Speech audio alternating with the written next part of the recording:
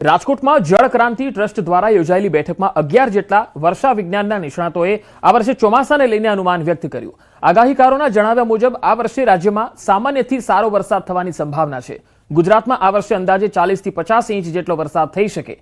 નિષ્ણાતોએ ખેડૂતો માટે વાવણીના 3 તબક્કા પણ સૂચવ્યા, જેમાં 15 જૂન, 21 જૂન અને 3 જુલાઈ આ સમયગાળો વરસાદના પેટર્નને ધ્યાનમાં રાખીને નક્કી કરવામાં આવ્યો હોવાનું જણાવાયું છે। આ વર્ષે ગુજરાતમાં કોઈ મોટા હોનારત વાવાઝોડાનું ખાસ જોખમ નથી। 15 ઓક્ટોબરની આસપાસ રાજ્યમાંથી ચોમાસું વિદાય લેશે તેવી શક્યતા વ્યક્ત કરાઈ છે।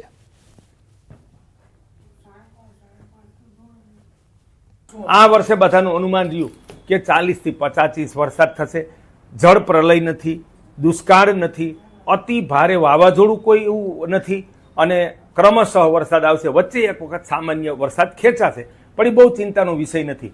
પણ આખા ગુજરાતમાં વરસાદ સારા પડશે અને વર્ષ સારું થશે એવો 11 વરસાદ તજજ્ઞોનો અનુમાન છે। ગીર સોમનાથના કોડીનારમાં આઈપીએલ સુગર મિલ અચાનક બંધ થતા ખેડૂતોમાં ભારે રોષ ફેલાઈ ગયો। ખેડૂતો મુજબ તેમની શેરડીની કાપણી હજુ બાકી હોવા છતાં મિલ બંધ કરી દેવામાં આવી, જેના કારણે ઊભો પાક બગડવાની કગાર પર છે। ખેડૂતોના મતે મિલના અધિકારીઓએ સમયસર કાપણી કરવાની ખાતરી આપી હતી, પરંતુ હકીકતમાં કોઈ કામગીરી નથી કરી। આ મુદ્દે સુગર મિલે જવાબ આપ્યો કે ખેતર સુધી મશીન પહોંચવા માટે રસ્તો નથી અને ખેતરો ભીના છે। હાલ ખેડૂતો સરકાર પાસે તાત્કાલિક હસ્તક્ષેપની માંગ કરી રહ્યા છે, નહીં તો ઉગ્ર આંદોલન થશે તેવી ચીમકી પણ આપી। આ ચાલુ કરી હતી, અહીંયા 3 મહિના મિલ હાકીને બંધ કરી દીધી। અત્યારે બંધ થઈ એને તારીખ છે 8/4/2026 ને આજની તારીખ સુધી 1 તારીખ સુધીમાં અહીંયા હજી સુધી અમારી શેરડીનો કોઈ નિકાલ કર્યો નથી। 23 દિવસથી બંધ છે। અત્યારે અંદાજે તમે 80 થી 90 ખેડૂતો છે અને શેરડી અંદાજે 2000 થી 2500 ટન ખેડૂતના ખેતરમાં શેરડી અત્યારે ઊભી છે। સુગર ફેક્ટરી અમે શેરડી નોંધાવેલ છે આઈપીએલમાં। એમાં દ્વારા અટાણે મારી શેરડી અટાણે આખી સુકાઈ ગયેલ છે। તો હવે એના માટે અમે કન્વર સાહેબને ફોન કર્યો, 2 વાર મારે રૂબરૂ મેં ફોન કર્યો કે તમે ભલે અટાણે પડી શેરડી અમે લેવા માગતા નથી, ના પડે કે શું કારણ કે અમે નોંધાવેલ છે પણ અમે લેવા માંગતા ફેક્ટરી બંધ થઈ ગઈ। જે આપણે આગેવાનો છે એ લોકોએ મીટિંગ બોલાવી ત્યારે અહીંયા કહેવામાં આવ્યું છે કે જે શેરડી રહી જશે તો અમે ઊભી શેરડીના વળતર અમે ચૂકવી દેશું। એ આપણે પ્રતાપભાઈ એમડી પીએસ ડોડિયા સાહેબ અહીંયા મીટિંગમાં અમને બધા ખેડૂતોને આશ્વાસન આપ્યું છે કે જે ખેડૂત બાકી રહી જશે એને અમે વળતર ચૂકવી દેશું, પણ અત્યારે અમારે કોઈ પણ વાત સાંભળતું નથી।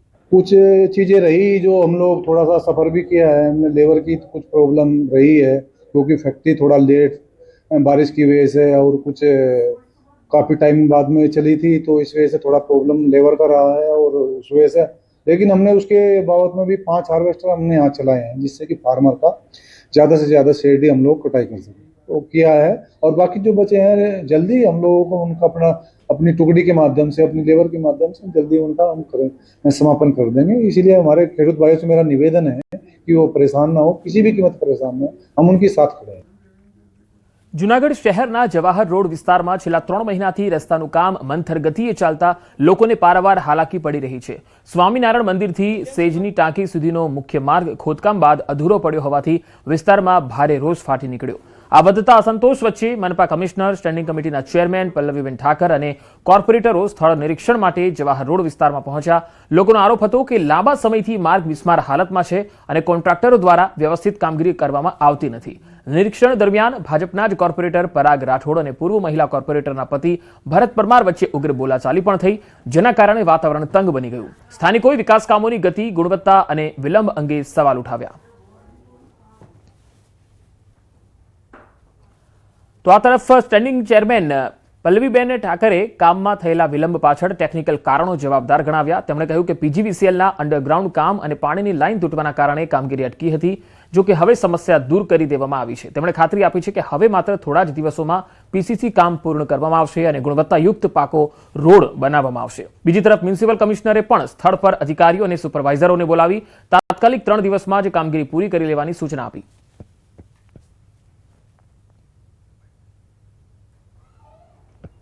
સ્ટેન્ડિંગ કમિટીના ચેરમેને પણ મને એવો જવાબ આપ્યો કે આ જ પોઝિશનમાં રહેવાનું છે, આ જ પોઝિશનમાં કામ રહેવાનું છે અને આમાં અમારે કઈ કરવાનું થતું નથી. જે પોઝિશનમાં છે એ પોઝિશનમાં જ રાખશું.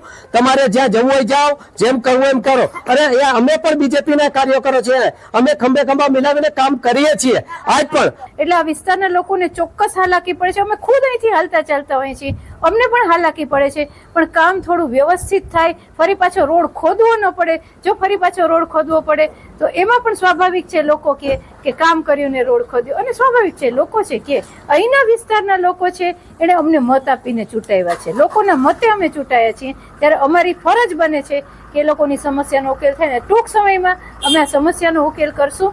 અમારું અનુમાન એવું છે કે આજે કદાચ 7 સુધીમાં પાણીના કનેક્શન્સના રિપેર થઈ જશે. ફરીથી અમે એને લીકેજ પ્રૂફ છે કે નહીં ચેક કરાવી લઈશું અને પીસીસીની ચેનલ જે છે આ જે કટકો બાકી છે એમાં આપણે એ પીસીસી લગભગ આપણું 2-3 દિવસમાં ચાલુ થઈ જાય અને ત્યારબાદ પૂરું થઈ જાય એવું આયોજન છે.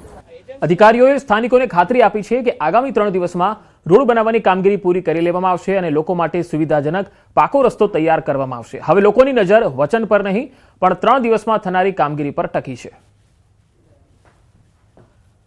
રાજ્યના મુખ્ય પ્રવાસન સ્થળો હવે વધુ સુરક્ષિત અને ટુરિસ્ટ ફ્રેન્ડલી બનાવવા માટે અત્યાધુનિક ટુરિસ્ટ પોલીસ સ્ટેશનો બનાવવાની જાહેરાત કરવામાં આવી છે. પ્રથમ તબક્કામાં ડાંગ, દેવભૂમિ દ્વારકા અને ગીર સોમનાથમાં આ વ્યવસ્થા કરાશે. ડાંગમાં સાપુતારા હિલ સ્ટેશન માટે સાપુતારા પોલીસ સ્ટેશન બનાવવાની તૈયારી ચાલી રહી છે. સાપુતારામાં આ પ્રોજેક્ટ હેઠળ હેલ્પ ડેસ્ક, કિયોસ્ક અને ટુરિસ્ટ એપ્લિકેશન